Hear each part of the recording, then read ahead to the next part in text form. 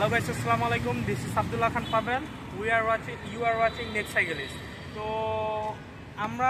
আমি অনেক বছর পরে প্রায় 1 থেকে 1.5 বছর পরে ভিডিও আবার কন্টেন্ট ক্রিয়েশনের মধ্যে ব্যাক আসার চিন্তা করার মধ্যে দুইটা লজিক ছিল। প্রথমটা হইতেছে আমাকে অনেকে ইন্সপায়ার করতেছিল, দ্বিতীয়টা হইতেছে দেখি এখন টাইম টু মিলায় হইলো আমি কন্টেন্ট ক্রিয়েশনে ব্যাক করব।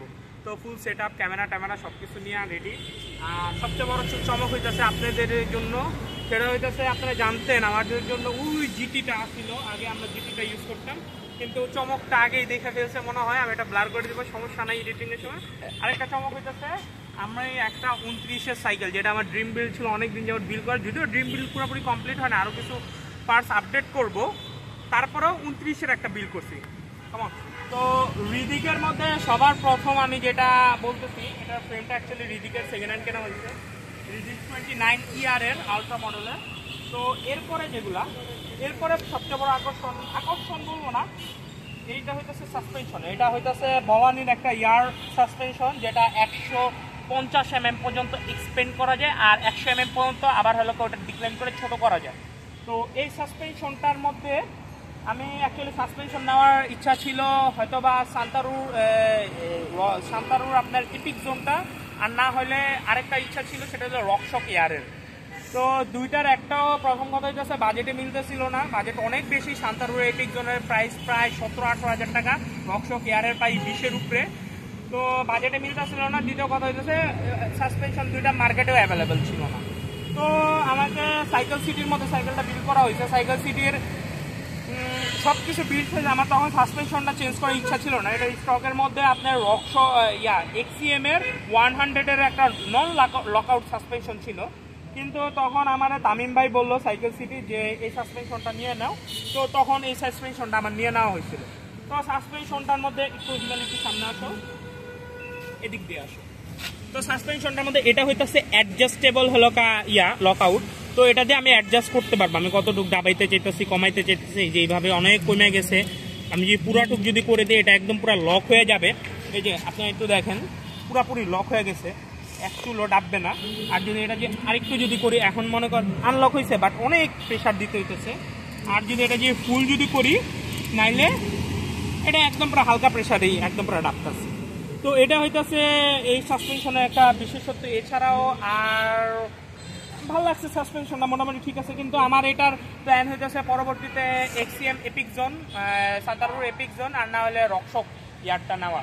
তো পরে দেখি, এটা পরে নেক্সট ইয়ারের মধ্যে হয়তো নেবো, আরও 1-1.5 মাস পরে, বা দেখি যখন টাকা হবে তখন দেখি। এরপরে হইতেছে এটা আকর্ষণ হইতেছে ব্রেক। এই যে এটার মধ্যে আমি ইউজ করছি ডিওডোর M6000-এর ব্রেক দুইটা। আপনারা যারা জানেন সাইকেল সম্পর্কে ওরা জানেনি। এই ব্রেকটার এখন মার্কেট প্রাইস অ্যারাউন্ড 9.5 থেকে 10, কিছু জায়গায় মানে কি অ্যারাউন্ড আপনি এটা 9.5 থেকে 11 এর মধ্যে আপনি সব জায়গাটার মধ্যে পাবেন। 10.5 অনেক জায়গায় বেচে, অনেক জায়গায় 11 বিক্রি করে, কিন্তু 9.5 আমি এটা পাই নাই কোনো জায়গায়। আমি সব জায়গায় দেখছি 10 বা 10-এর উপরে। দুইটা ব্রেকের সাথে আমি ইউজ করছি সামনে এই যে এই ডিস্কটা ইউজ করছি, যেটা হইতাছে 180 mm এর একটা ডিস্ক, যেটা ডিউরোর মানে কি রেসিং প্যাডের ওলা ডিস্ক। এটা শিমানোর ডিস্ক, এই ডিস্কটা অনলি রেসিং প্যাডের জন্য। আর পিছনে ইউজ করছি হিমাল, এদিকটা আসো, এদিকে পিছনে ইউজ করছি আমি 160 mm এর একটা ডিস্ক। এটা 160 mm এর, এটাও রেসিং প্যাডের জন্য, রেসিং প্যাডের ডিস্ক। আমি ফার্স্টে চিন্তা করছিলাম যে ডিউরোর আপনার যে মেটালিক প্যাড ইউজ করা যায় নাকি, যেটা আমরা ওই জিটির মধ্যে ইউজ করছিলাম। MT200-এর সাথে মেটালিক প্যাডের ডিস্ক ইউজ করছিলাম, কিন্তু ডিউরোর এই ডিস্কের মধ্যে এটা হয় না। আচ্ছা, এর পরবর্তীতে আমরা যদি চিন্তা করি হাবের কথা, আমি অনেক ইচ্ছা ছিল এই জায়গাটার মধ্যে শিমানো কিউসের হাফ লাগানোর, আর না হলে শিমানো ডিউরো এক্সটি। ডিউরো এক্সটির প্রাইস অনেক বেশি, ওটা অ্যারাউন্ড আপনার 10K এর মতো চলে যায়, বা 8,000 থেকে 10,000-এর মতো। আমাকে টাইম ভাই ওটাই বললো। তো পাই নাই দেখা পরবর্তীতে কম দামে আমি আওয়াজ নেই, আমার কোনো প্যারা নেই, আমি আওয়াজ নেওয়া কোনো চিন্তা করি না। তো তারপরে কম দামে তামিম ভাই আমাকে বললো গাবের হাত নিতে পারো। তো গাবের আমি যতটুকু জানি কমের মধ্যে আছে সেন্ট্রাল লক হাত, ওটা মনে হয় 1351 1351। কিন্তু তামিম ভাই বললো গাবের নতুন একটা হাব হয়েছে, সেটা হইতেছে 1281 1261। আমি গাবের এই হাবটা ইউজ করছি। হিমাল কাছে আসো, এই যে গাবের 1281। এটা মূলত রেয়ারে 4 বেয়ারিং, আর ফ্রন্টে হইতেছে 6 বেয়ারিং এর একটা হাব। ফ্রন্টে হইতেছে টু বিয়ারিং। হাবের সাউন্ড নাই বললেই চলে, হিমেল একটু সামনে রাখো দেখি সাউন্ডটা দেখা যায়। একদম পুরা অল্প স্মুথ সাউন্ড। হ্যাঁ জানি সাইকেলের চাকা হালকা টাল আছে, ওটা এতদিন চালানো হয়েছে তো টাল হয়েছে একটু, একদম হালকা স্মুথ সাউন্ড। আপনি যদি শোনেন হিমেল একটু সামনে আসো, ক্যামেরাটা সামনে আনো। তো এটা হইতেছে গাবে, এটা হইতেছে সাউন্ড। আর সাউন্ড নিয়ে আমার কোনো প্যারা নাই। এরপরে যা ইউজ করছি সেটা হইতেছে গ্রুপ সেট। তো গ্রুপ সেটের ক্ষেত্রে আমাকে আমার ছোট ভাই, যে ওর নামটা মেনশন করতেই হয়, ও আমার প্রচুর পরিমাণ হেল্প করছে। ও হইতেছে আমার নামেই নাম আব্দুল্লাহ, তাইজুল, মেহেদি, তিনটাই ডাকে ওকে। ও আমাকে গ্রুপ সেটে ফার্স্টে বললো যে ভাইয়া তুমি ডিআরওর গ্রুপ সেট নাও। ফার্স্টে চিন্তা আসলে 11 স্পিড করা, পরে দেখলাম 11 স্পিডে মানে কি মার্কেট প্লেসের মধ্যে পাওয়া যেতেছে না। তো সামনে আসে হিমাল, 11 স্পিড মার্কেট প্লেসের মধ্যে পাওয়া যেতেছে না, পরে লাগানো হচ্ছে 10 স্পিডে ঘুরছে। তো এটার জন্য ফার্স্টে এদিকে আসো। তো গ্রুপ সেটের মধ্যে যেটা বলতেছে মনাকাঙ্ক্ষিত কারণে মাঝখানটা কাট করতে হয়েছে, আচ্ছা যাই হোক। গ্রুপ সেটের মধ্যে যেটা বলতেছিলাম, আমি এখন অনেকে কোশ্চেন করবে আমি 3 স্পিডের মানে 10 স্পিডের সাথে আমি কেন 3 স্পিড লাগিয়েছি। হ্যাঁ, এটা বলবো আপনার পার্সপেক্টিভ।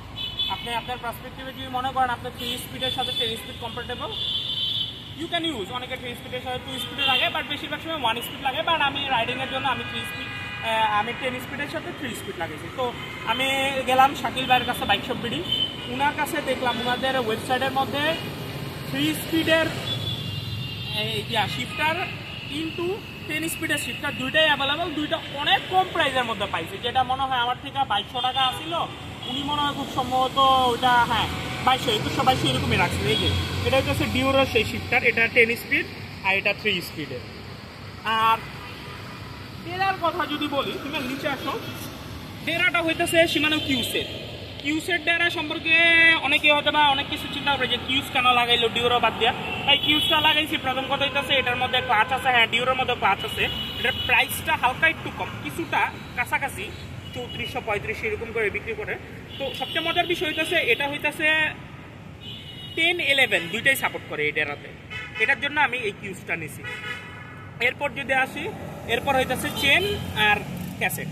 হ্যাঁ, এখন চেন আর ক্যাসেট আমি যদি বলি, আমি এই জায়গাটার মধ্যে ভিজি স্পোর্টস লাগাইছি, চেন ক্যাসেট কম্বো। তো অনেকে অনেক কথা বলছে, দেখেন যে কোনো আপনি ক্যাসেট বা চেনই ইউজ করেন না কেন, ওইটা ক্ষয় হবে। হয়তো বা কোনোটা 3000 কিলোমিটারের ক্ষয় হয়ে যাবে, কোনোটা 5000 কিলোমিটারের যা ক্ষয় হবে, কিন্তু ক্ষয় হবে। আর যেহেতু আমি অল টাইমই রাইড দেওয়া হয়, রাফটাপ রাইডিং করা হয়, সেহেতু এটা ক্ষয় হবে দেখে আমি একদম কম দামের মধ্যে, আমি যদি ডিওরো লাগাইতে পারছি দ্বিগুণ দাম পড়তো, আমি ভিজি স্পোর্টসের 10 স্পিডের চেন আর 10 স্পিডের ক্যাসেট লাগাইছি। এটা হয়ে গেছে আমার এনথুজিয়াস্ট থেকে আমার থিওরি। আর সেকেন্ড যদি আসি, এটা হচ্ছে ক্র্যাঙ্কসেট। আমি ফার্স্টে চাইছিলাম এটা স্টকে যেটা ছিল ওইটাই লাগাইতে, পরে আমাকে বললো ভাই লাগাইতেছি যেহেতু একবারে লাগাই ফেলা। ক্র্যাঙ্কসেট লাগাইছে IXF এর ক্র্যাঙ্কসেট, যেটা 3 স্পিডের। এটা হইতেছে 3 স্পিডের মধ্যে আমি 1 স্পিড কখনোই ইউজ করি না, 2 আর 3 ইউজ করা হয়। তো 1 স্পিডটা হইতেছে আপনার 28 ফিটের, 2 স্পিডটা হইতেছে আপনার 36 ফিটের, আর 3 স্পিডটা হইতেছে 42 ফিটের, নর্মাল ক্র্যাঙ্কসেট যেরকম। আর ক্র্যাঙ্কসেটটা হলো ইউজ করার কারণে খুবই ভালো একটা ইয়া হয়েছে, এটা হইতেছে বিবি। সামনে আসো, বিবি সেটটা আমার এটা লাগানো হয়েছে শিমানোর বিবি সেটের মধ্যে ওয়েটের ডিফারেন্স এতটুকু। সামনে আসো, ওয়েটের ডিফারেন্সটা আপনি মনে করেন নর্মাল একটা বিবি সেটের ওয়েট হইতেছে 350 থেকে 420 গ্রাম বা 450 গ্রামের মতো, আর শিমানোর এই বিবি সেটের ওয়েট লিটারালি 78 গ্রাম মাত্র। তো এটার কারণে সাইকেলের ওয়েটও অনেক কমে গেছে।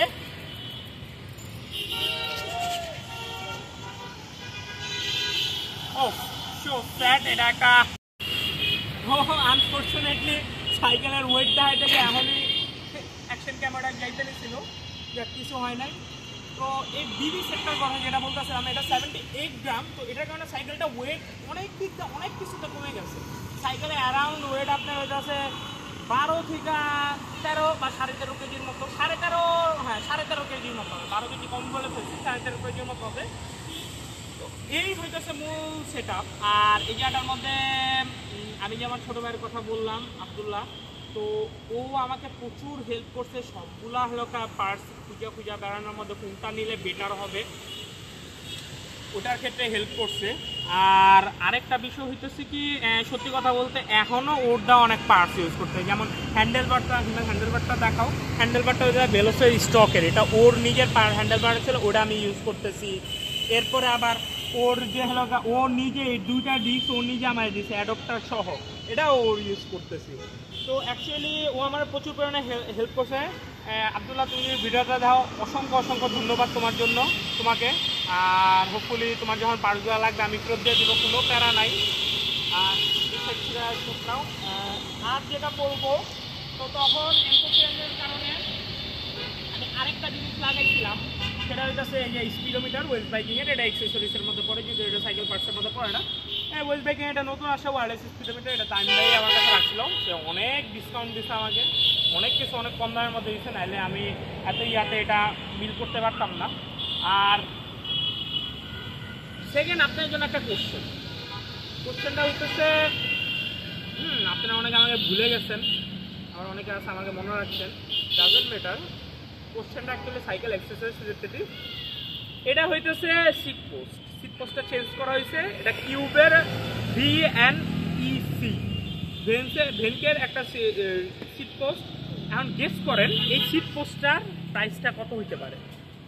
আপনারা কমেন্টের মধ্যে প্রাইসগুলো বলেন, আমি এটার প্রাইসটা পিন কমেন্টের মধ্যে দিয়ে দেবো। এটা বাইক শপ বিডি থেকে নেওয়া হয়েছে, তো এটাই। আর হোপফুলি ভিডিও ভালো লাগছে। এখন সাইকেলে একটা সিনেম্যাটিক ভিউ দেখবেন, লেটস গো।